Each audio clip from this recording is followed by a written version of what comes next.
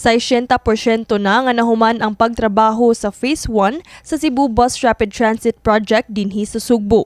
Kini matud pa ni Engineer Norvin Imbong, Department of Transportation Project Manager sa BRT. Nasayran nga gisugda na sab ang pagbutang sa base sa bus stop nga anaa nahimutang atubangan sa Cebu Provincial Capital. Dugang pa ni Imbong nga target nila nga mahuman ang Phase 1 July karong tuiga. 7 ka buwan nga nadilatar sa ilang unang gisaad nga mamahimo kining operational kaniadtong December 2023. Kining trabaho kay kining brochure mo kamo kini panangkin ko, di ba? So dili unang tunga pagkuman sa tunga dapit dayon kay aron mapasabol na ang tunga.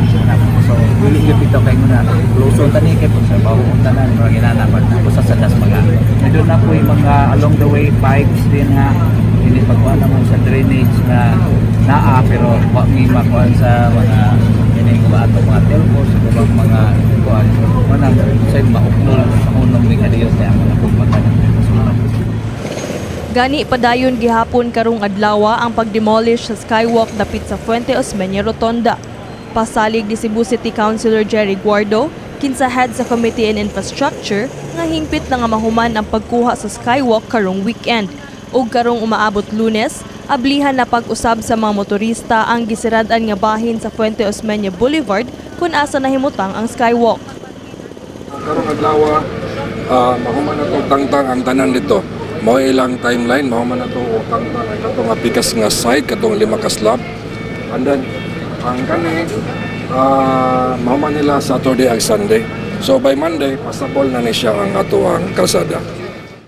Kahuot sa dagan sa trapiko sab ang nasinati sa mga commuters tungod sa baha nga dala sa pagbunok sa uwan sa karong adlaw. Tungod sa kataas sa tubig sa baha, naglisod na pag-agi ang mga motorista ngadto sa U-turn slot sa SRP. Matud pa ni Guardo nga ang pagbaha gumikan sa pagdungan sa uwan ug pag-high tide sa tubig dagat, hinungdan nga maglisod paggawa sa drainage ang tubig gikan sa uwan.